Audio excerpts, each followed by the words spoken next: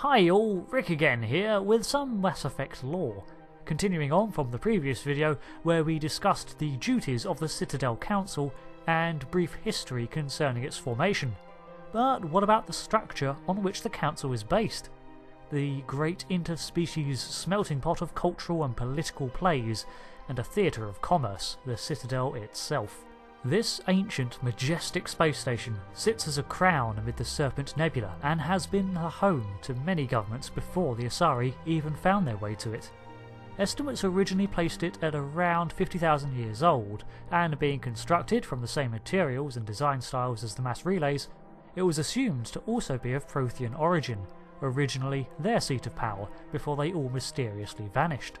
This is a total fallacy. One that many species still have a hard time digesting, even when confronted with the truth. The nature of the Citadel is far more insidious than it appears, and the perfection of this ancient bear trap cannot be understated. In fact, simply describing its function begins to sound more like an elaborate conspiracy, going some way to explain why the galactic people have had such a hard time taking those few woke individuals seriously, but we'll get to that in a minute. Beginning with its location, the Citadel itself lies at the heart of the Mass Relay Network, the system of interstellar travel across the Mass Effect universe.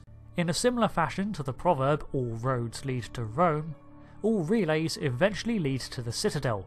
It sits at the centre of the web, with a great number of relays terminating inside the Serpent Nebula, meaning that any fledgling spacefaring race that uses the relays inevitably stumbles across it.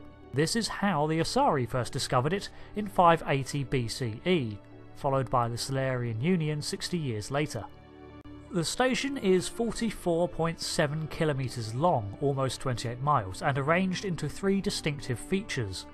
The ring, 7.2 kilometres wide, is called the Presidium, from which a tower can be accessed. This tower is 1,047 metres tall and extends from a bridge leading to the centre of the Presidium. From the outer edge of the ring lie the five wards, 43 kilometre long, 330 metre thick arms that house the entire cities on their inner surfaces. The station operates on a 20-hour day, and the gravitational average is 1.02 g, maintained by its rotational speed and Mass Effect fields. The total width of the station is 12.8 kilometres in diameter. Each ward is covered by a 7-metre oxygen-nitrogen atmosphere, with all the structures that extend above this sealed against the vacuum of space, while the Presidium is completely pressurised and features a simulated day-night cycle. Standing inside the Presidium, one can see the curvature of the structure rise off into the distance.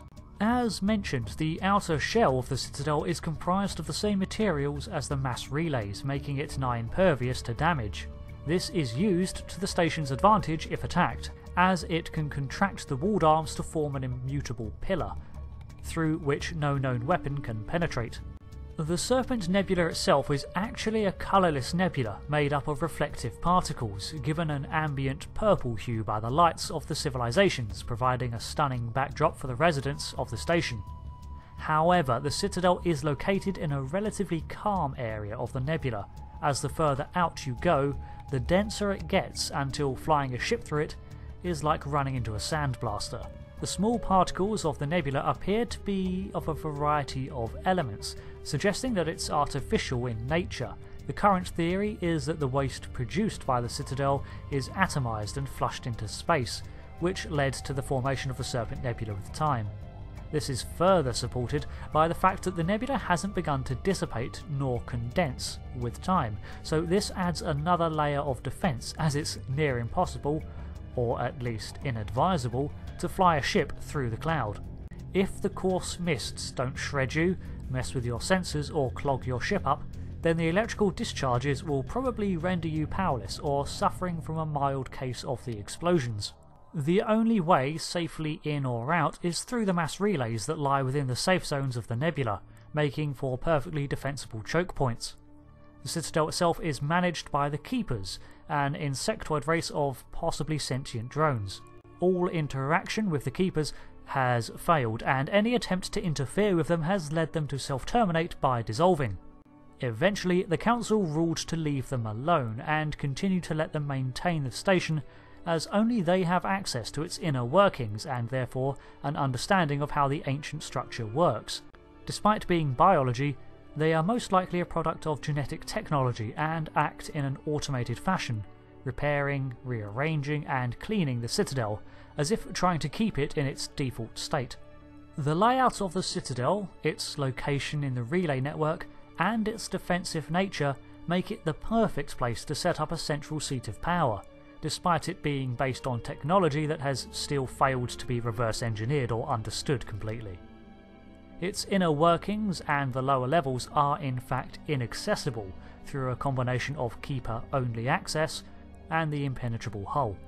Despite all this uncertainty, the location, the Presidium in particular, lends itself well to governance.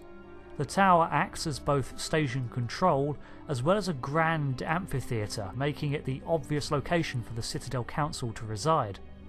Plus, its central location stands out as a point of authority. The Presidium is a comfortable environment for the majority of species and offers a clean utopian environment with many bridges and balcony offices, leading it to become a natural location for politics and the wealthy of the galaxy to congregate near political powers. And the wards provide distinct cosmopolitan locations full of commerce, residential areas, and can comfortably house around 13 million individuals. These arms were called Zukera, Ktoi, Tayseri, Bakshret, and Arok, or Shalta, and were lively locations of multiple levels and many towers, threaded with a network of lifts and automated taxis, the latter of which were installed by the Council. But generally, the further from the Presidium you get, the more industrial and rougher the environment. So the Citadel seems custom designed to be a hub of power in the galactic scene, probably designed by the Protheans to serve this exact purpose, right? Well, that's where the Citadel's true nature is revealed. You see, the Citadel was not constructed by the Protheans.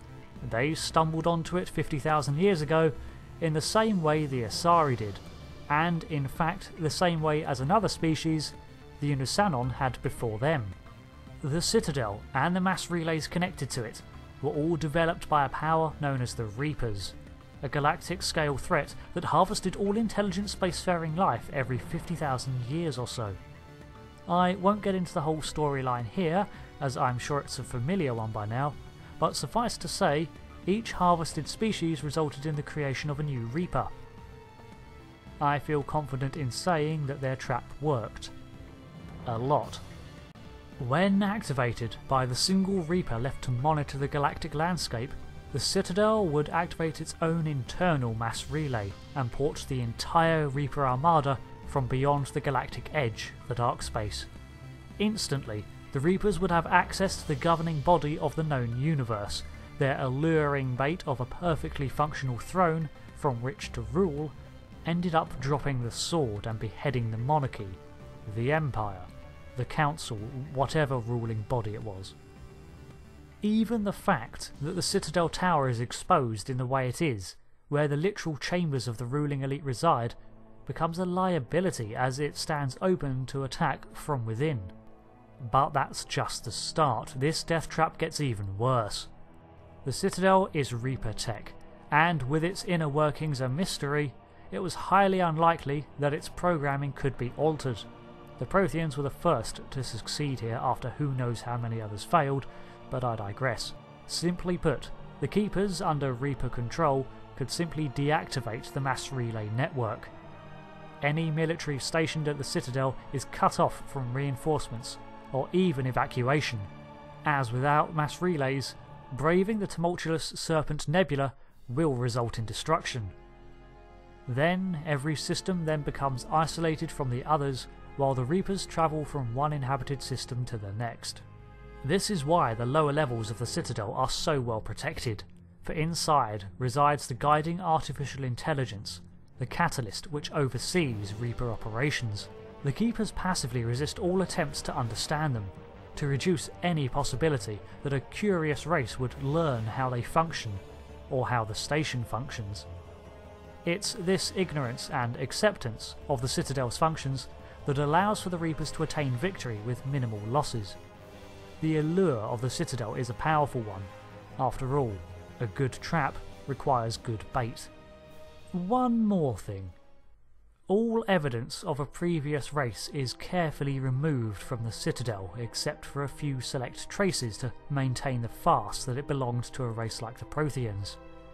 It's likely that the Keepers are the ones that go around the station, repairing the damage and removing all the technology installed by previous occupants.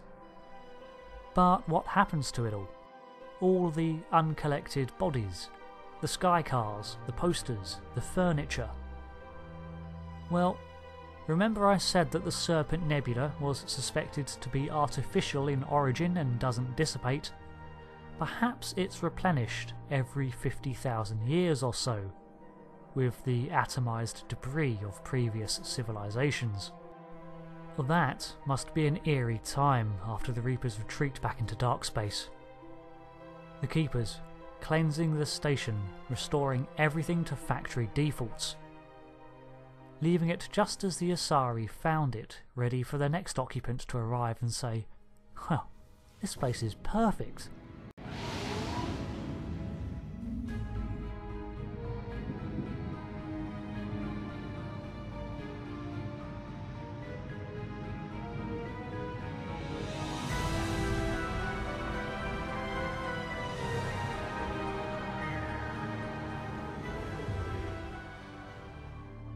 Thanks for listening. The Citadel is a beautiful creation, and the moment it's revealed in the Mass Effect intro is a gaming moment I'll remember forever. But so was the revelation that it was a giant snare trap. Of course, with the catalyst neutralised in any ending, now the station is just that, so that's all good, right? I'll see you next time for a video on CSEC, the Citadel's police force, and until then, thanks again, and goodbye.